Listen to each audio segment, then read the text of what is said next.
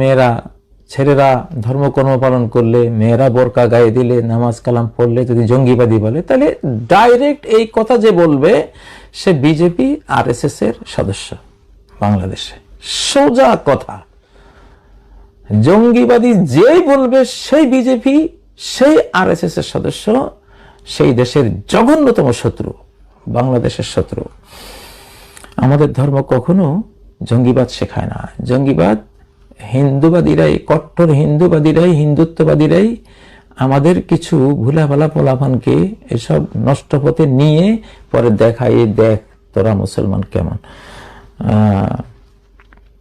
এটা একরকম, ওই যে ছোটবেলায় সুপারি বিক্রি করতে যেতাম, আমাদের নোয়াখালী লক্ষ্মীপুরে তো প্রচুর সুপারি, তো সুপারি বিক্রি করতে গেলে আমরা যথাসাধ্য চেষ্টা করতাম সুপারি সব যাতে ভালো, পোকে ধরা সুপারি যাতে একটাও না থাকে।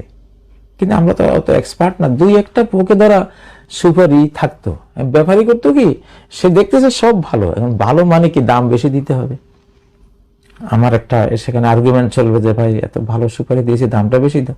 ও করে কি, সব ভালো ভালো সুপারি খুঁজে দুই একটা পোকলা কোথায় পায় সব খুঁজে বের করে কি কিনতে আমি, দেখেন অবস্থা। আরে 1000টা সুপারির মধ্যে দুইটা বেঁচে পোকা ধরা, রাজেন 998টাই আমার ভালো, কিন্তু হচ্ছে ওই দুইটা শো করতেছে আমাকে ঠকাবার জন্য।